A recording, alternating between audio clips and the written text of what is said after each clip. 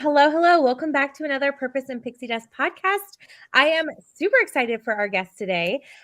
Becky, tell us a little bit about you, all the things, who you are, how you got to what you're doing, and then we will dive into our conversation from there.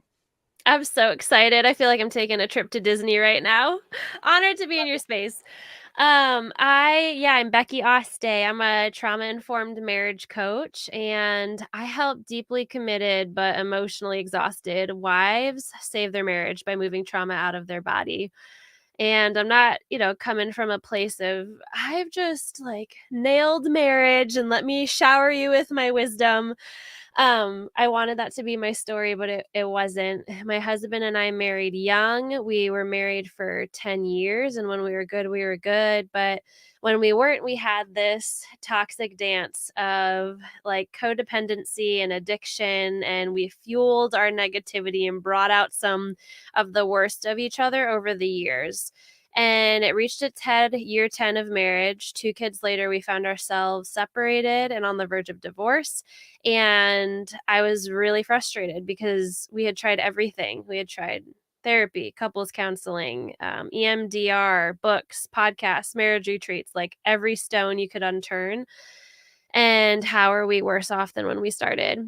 And so that's when I stumbled upon this buzzer beater, game changer course that taught me how to restore connection and trust and intimacy with my husband by moving trauma out of my body. And it was an 8-week course that changed the game. Fast forward, he moved back in. We reconciled. We were more authentic with each other, had all the conversations, that we had swept under the rug for years, and began a healing journey. And now, today, I'm grateful as ever to say he and I are best friends and thriving. And, it's really made us so much stronger, everything that we've been through. And I'm grateful to be able to pass this work to a lot of other women and save them 10 years of their journey, and a lot of unnecessary heartache. Oh my gosh, there's so much there, but congratulations. I feel like that's like a huge breakthrough to be able to do that and to repair a relationship when for a lot of people who I'm sure who do not know how to do that. I can't speak for experience myself, but it's just like you call it the quits and then it's time to Mm-hmm. move on. So I think that's really awesome that you were able to do that. So how do you, let's fast forward to what you do with that today. How do you help women go through that? Do you have like a small group? Is it more one-on-one? What does that look like? Yeah, I have a group coaching program. It's a 6-month container that you come in, and it's in a group format with one-on-one additions as well within the program. So you get the best of both worlds. And I really walk women through just starting with safety in their body and moving into mastering emotional literacy and how to properly grieve and how to communicate in a way that your husband really hears you, how to tap into your intuition. um, this is moving through the body. We use the chakra system as a tool to get really familiar just with your own body. And if I could sum up the entire program, I would steal the title from Dr. Bessel van der Kolk's book, The Body Keeps the Score. It's a book that's gaining popularity, but the whole idea, the whole concept is that our body keeps the score of the emotional trauma that we've been through. And it creates these energetic subconscious barriers between you and the people that you love, between you and, your upper limits of business, between you and your, goals of health, whatever the goal is. Moving trauma out of your body and healing yourself on a subconscious level can really open the door to some unexpected breakthroughs.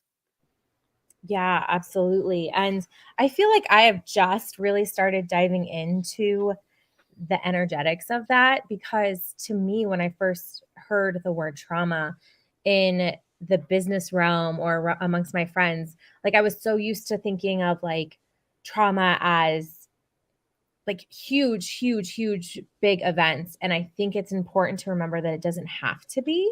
So can you talk to us a little bit about maybe for someone who was like me and had that idea in your mind, like I thought of trauma like third degree burn, like or I guess third degree the worst? I think it's Yes. right. Yeah. Okay. Like something like that. Could you talk to us a little bit about like what trauma even maybe is, like how small it could be, but yet how big and powerful that could be? I love that question, and that's where my mindset was too. I had always thought of trauma as like a big, car accident or losing a loved one or getting cheated on or like the big things.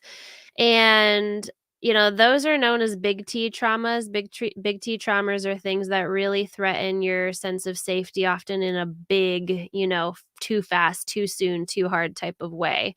Um, then there's little t traumas, which is kind of like death by a thousand paper cuts. And so sometimes it is just the slow psychological abuse of being in, a relationship, or in some cases, some people come from a well intentioned spiritual community, but, are undergoing a lot of low level psychological abuse, just little, like, can barely notice it for so many years over time, or growing up in a home where there's emotional neglect, not because the parents are bad or, are doing anything malicious, but they just don't know how to offer their children that connection and that deep core need that we all have of just being loved and accepted for who we are.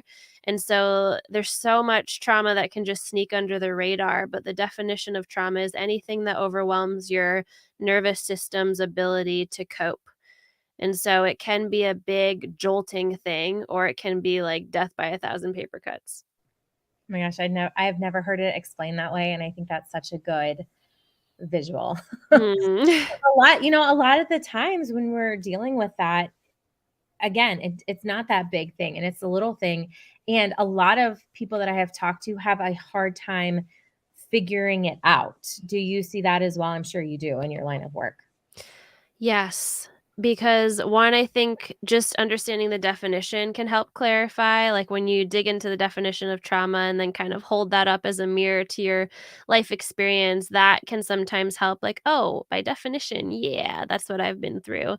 But also, it can be just because of gaslighting, which is gaslighting is just when somebody tries to thwart reality, thwart your perception of reality, really with like a malicious intent or an intent to um, protect their own ego. But it is basically not getting validated for what your reality is. And so if you're either in a relationship or grew up in a home or have been in an environment where, let's say, when you're sad or, expressing your emotions, and just for example, how many of you have heard from your parents like big girls don't cry, or like I'll give you something to cry about, or pull yourself up by your bootstraps. We live in a society that's really good at invalidating our experience, and it's not always intentional. Sometimes, most often, it is actually unintentional, but then it becomes really hard for us to validate our own experience. Yeah, absolutely, absolutely. So, one of the things, I think it was the first thing that you said, was that you walk women through is, I think you worded it, security in your own body. What does that mean? Yeah. I use the title "The Body Keeps the Score" if I were to sum up my program, but if I were to sum up like what's actually happening on a client journey, it's really, I would say, it's learning how to come home to yourselves. So we we don't feel safe in our own bodies when we go through trauma because it's our nervous system's response is to protect us at all costs. If we're triggered by something or experience something traumatic, all of a sudden our body is like danger, danger, sending off the signals, and we go into fight, flight, freeze, or fawn. Those are our natural body's responses to protect us, and they're not bad. They're actually a sign that your body is working just how it should, and this is evolutionary, and it's been around since bears were attacking us as humans, and you literally needed to like fight the bear, run away from it, freeze, be silent, like maybe it won't notice us. Or fawn is the most untalked about response, and that's like, here bear, here take a little fish. Like it can come I was off as going to ask you. I was like, I don't think I know that one. that's the least talked about one. Yeah, it shows up as, like, people pleasing Uh, today, but, like, if our sense of security is threatened or we don't feel safe, we can do that in relationships, like, "Please love me, please reassure me," please. Um, so It's not bad when our nervous system gets into that state of unsafety or survival or danger, but the problem comes when we've gone through so much trauma, over the course of our lives, and we live in a modern day Western society that isn't really equipped to teach us how to move trauma out of our body. We're very sedentary, and we're in our homes, even right now, like in front of our screens so much. We're not moving our body. We're not out there, like some cultures, dancing and drumming and singing. Like that's kind of woo woo. Like you're a little off the grid if you're doing a lot of that. And so we get stuck in this nervous system of unsafety. And the whole goal is to start there and learn how to return to a state of safety, which is called the parasympathetic nervous system. Oh my gosh, I love all this. I feel like I want to know all the parts of your program. Like, what is all of this?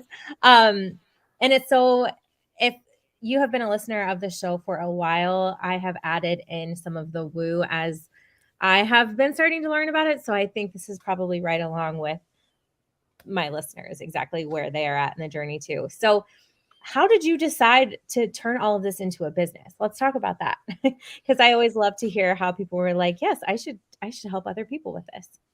Man, I was just so at my wit's end, like hanging on by a thread of hope with my own marriage. And so when I invested in that final course, that I was talking about that taught me how to move trauma out of my body in the first place, I was just so blown away at what was happening in my home and in my relationship with my husband. I was like, what is that? Like, how? We've tried for 10 years to do all the things. And like now I'm feeling this drastic difference, and we're having conversations we were never able to have before. Like, what is happening? And so it just got to a point where our marriage was thriving so much. I was like, "How can I get this out there?" And I remember talking to my coach and I was like, "How do I do what you do? Like all I know is got this experience and I have ideas of what I'm passionate about. Like how do I turn this into a business?"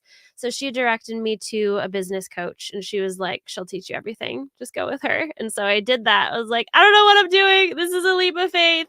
A lot of imposter syndrome and wondering like maybe it's all in my head. Is this going to work for other women? But turns out it worked for other women. Oh my gosh, I love that. So did you start with the small group from the get-go, or did you do like one-on-one coaching first? I started with a small group. I did like a beta version of my program, like a rough draft round at super discount. Hey guys, who wants to be a beta student for me? I'm doing this to collect social proof that, this program, when I launch it to the public, it actually works. Yeah. And it was a leap of faith for me. I was like, I don't know what's going to happen. Maybe they're going to be like, nah, this doesn't work.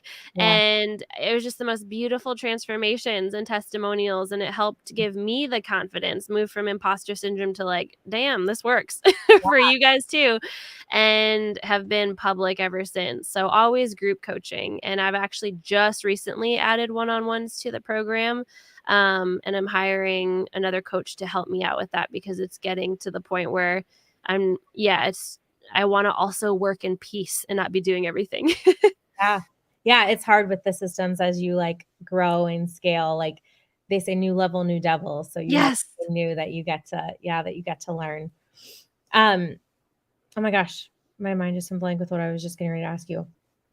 So nervous system repair. Mhm. Let's talk about that, what that actually means, because we talked about a little bit of security. We talked about the trauma. But I know our overall theme was how our nervous system, well, first of all, how can that be blocking us from business breakthroughs? And then how can we actually then repair it to move Mhm. our business forward? Yeah, I love that, and this is what I can geek out on, so cut me off if I start going too much, but, Oh, um, with nervous system repair, with those 2 different nervous system states, the sympathetic, which is that danger, danger, survival, and the parasympathetic, which is like the rest, digest, that I can breathe, I'm safe. The goal is not to always be in the good one. We're gonna be triggered right into the survival state, but it's to learn how to come back to homeostasis. And so repairing your nervous system is really for, people who after years of repetitive trauma are staying in that state of hypervigilance, of survival, learning how to move into a state of safety where your breath is open, your muscles are relaxed, your heart rate is normal, your body, your nervous system, your cells, your muscles have returned to a place of homeostasis and calm. And way to really go about it is grounding techniques. We get really, really into just there's a million grounding techniques. You can Google it, but my favorite to offer people is the five senses. So it's in a moment of trigger. If you're noticing, like in your business, you're getting all like anxiety or ruminating thoughts or fear of, not reaching your revenue goals, whatever it is, just stopping and naming five things you see, four things you can hear, three things you can touch physically, two things you can smell, and one thing you can taste. And what that does is it takes you out of that sympathetic back into the parasympathetic. And the reason it's so important to get back into your body, especially with what I've noticed it being a key in business breakthrough, is when we're in that state of survival, that nervous energy, that anxiety, it shuts down the part of our brain that has creative thinking, and the ability to even envision a future. So many women, when I hop on the phone with them for the first time and I'm like, "Where's your marriage been at? What's you struggling?" They can rattle it off like easy. And then when I ask, "Where do you want to be in our marriage?" Like deer in headlights. Like, so many people are like, "I haven't thought of that."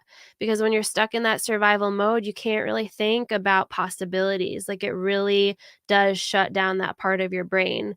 And so I noticed the more I practiced this, it first of all aligned me, onto this path of marriage coaching, which for me is so aligned. I didn't always do this. Before this, I was in a network marketing career for years and successful in that, but I had reached my, expiration date.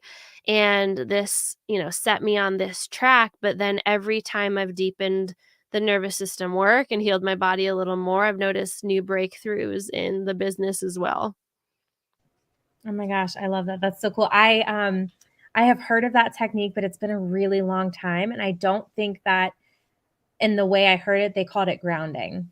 So I was Yeah. like, "Oh, let's learn stuff." Do you have another one that's a quick grounding technique that you like to use? Okay, Lindsay, have you ever traced a friend or had somebody trace your body with chalk on the Yeah, sidewalk yeah. before? Mhm. So, you can do that in your bedroom. Like at any point you can lay down, on a floor and just imagine in your mind's eye and closing your eyes like somebody tracing the outline of your body with chalk. Okay. And there's a big word called proprioception, which is the awareness of your body in space. Mm. And when you do that, when you just in your mind's eye, picture your body being traced and becoming aware of the outlines of your own being, it does something. It brings you back into that, parasympathetic nervous system. We Oh my should, gosh, that's so cool. if this was like a drinking game and for parasympathetic, the amount of times I've said that. Yeah, that's what I should do in the intro. "You wanna play along with our game? Here's Yeah. you can play." I love that. I have not heard that one, so I'm gonna definitely give that one a try because I really love that. I think Yeah. the visualization for me is super strong. And I maybe that's with some practice over time, but I never realized, at least before, how strong visualizing can be. Do you do visualization with your, clients as well? I do. Yeah, I have a guided somatic safety visualization that like walks them through the root chakra, which is the safety programming in the body and helps move you from like a place of trigger to safety. But yeah, visualization, I've tried like affirmations for years, especially in the network marketing career I was in. Like they were big on the affirmations and the visualizations. And I would find that it would sometimes work, sometimes not. And then when I added in the nervous system work, it was like, whoa, like these visualizations like were actually coming true in my life. I was like, what is this for the first time? Cool. And what I learned, with this is our body has a big nerve running from the base of our head to the bottom of our spine called the vagus nerve. It's like the super highway of information. So all of our neurotransmitters like travel up and down this vagus nerve, sending messages from our brain to our body. 20% of those messages go from our brain to our body, and 80% go from our body to our brain.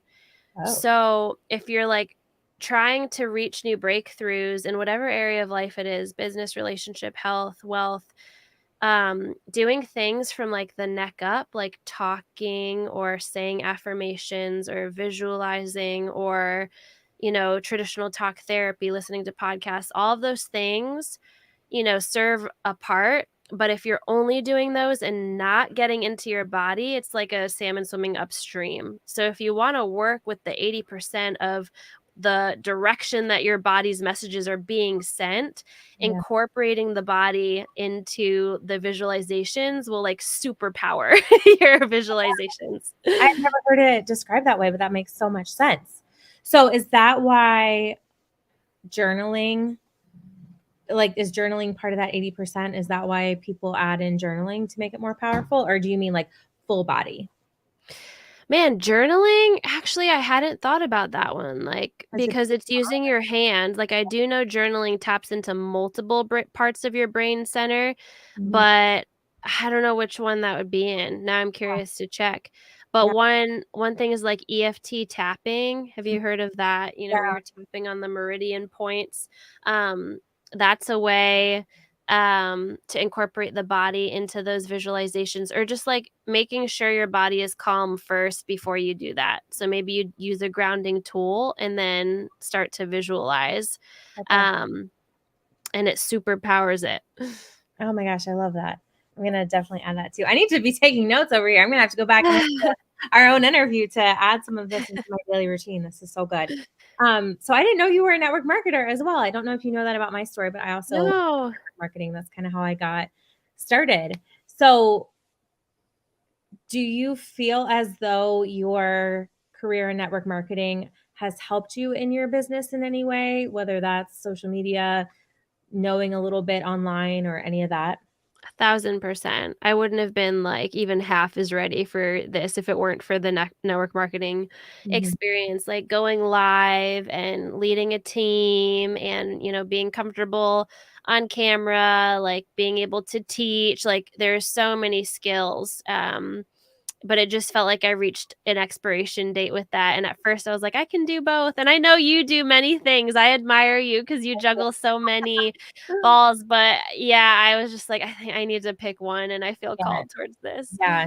And that is definitely where I'm at. I'm like, I'm going all in my business, coaching, whatever little umbrellas that ends up taking. But and I had to make that decision a couple years ago too, because I'm like, it's so hard. But at the end of the day, I don't normally cuss on the show, but I had a mentor tell me, how did he word it? You can't ride two horses with one ass. So you need to pick which horse you're, and I'm like, so true. And I That's so tell that, funny. yeah, I tell it to my clients still. I remind myself that every time that I'm like, I'm diving all in something new. Um, but I mean, it's true. You gotta have your priorities for sure. So how do you, because we talk a lot about productivity on this show, how do you, structure your day, or are there any little things in your business that you have found have really helped you be able to grow and scale it while also, being a wife, having your family, doing all those things? Yeah, I just listened to your podcast on your 10 tips, Oh, actually. yeah. Yeah, it was really good. Oh, thank Um, so, yeah, as far as that, because I do have 2 little kids, and we've got soccer going on, it's definitely like a busy schedule, and so Google Calendar is my go-to. I have to put everything into Google Calendar, and I'm just so grateful for the reminders yeah, seriously. that it sets, and so I'm more of that type of person than actually putting it in a journal. Mhm. um, it's been helping me because with network marketing, I would say I spent like 10 years just strung out on hustle. Like I was the high achieving, hyper achieving, next goal, like not really knowing how to stop and anchor in the wins and like rest. Like I was just psycho, to be honest, like doing it all. We've done that. Ah! So I'm like, I reached a point where I was burned out. And so Mhm. now, like, I really have to be intentional, and I'm still undoing a lot of that. Even, it's the second of the month, but I was noticing, um, month end, right? That was in network marketing when it was like, go balls to the wall, like gung ho, the most anxious part of the month for me. And I've spent 4 years with that being kept, the body keeps the score. My body remembers that. So I was Yeah, telling my coach, month end this past week, like, hey, I'm noticing a lot coming up. Like, I'm just anxious to go, go, go, go, go. yeah, And I put up a guardrail, this new guardrail that I'll just offer this because this is practical, of writing down gratitudes every day for what I'm grateful for, what happened, and really learning how to anchor that in. And I notice every time I've come with that posture and like slowed down enough to anchor that into my business, the business really expands. Like, it's almost funny how coincidental. It's like the yeah, days that I have off, that's when I look at my phone again, and it's like a million sales call, not a million, that is yeah, such I an know. exaggeration, but many sales calls booked, as Yeah, opposed to the days when I'm like close to my phone and trying to make things happen. yeah. Do you happen to know your human design? Manifesting generator, what Yeah, are you? Are you a projector? I am a I projector. think I saw that, yeah. Yes, I am, but I'm not surprised. Well, and I swore, and I think I've talked about this on the show before. I swore I was a Manny Gen, like swore. Like I have a friend who is, and she was saying all these things. I'm like, that's me, that's me, that's me. Um, but projector kind of makes sense too. But I was wondering that when you said that about rest, um, Yes. if that was one of your, which I know Manny Gens can kind of have, like everyone can kind of have little bits of other people Yeah. as well, or like other types. But Do you know I, the Enneagram? I'm an 8. 8? Yeah. Ah, I love it. Challenger? Yeah, yeah, that's Yeah. me all the way Yeah. through. What are I you? love it. I am a 1. Okay. Yeah. I'm an 8, and then my secondary, like 3, 1 are almost tied for Yeah. my secondary. Yeah. That Oh my makes gosh, sense. that's so funny. Yep. Well, and that's so funny. Like anytime that I have talked to another network marketing leader, it's like 8, 3, or 1. That's It's so like, funny. yeah, it's like one of those 3, which makes sense, when you think Mhm. about what you have to do to get to the top of a company or even build your own business largely. Awesome. Okay. So tell us, where can everyone find you? How can they work with you? What do you currently have going on? All the ways. Yeah, Instagram is my favorite over Facebook any day. I do have a Facebook group if you want to drop it in the show notes, but Instagram is the best place. You can DM me. I'm in there every day, actually trying to respond like a real human. Yeah. I have my signature program for married women, the 6-month container. So if you have questions about that, let me know. I always like to see if and how I can help you. And if I'm not a good fit, I can point you in the direction of somebody who can. And I do have a master class coming up on this month. I don't know when this is going to air, but on May 16th at I'll put it up, 12 noon. I'll put it Yes. up before May 16th.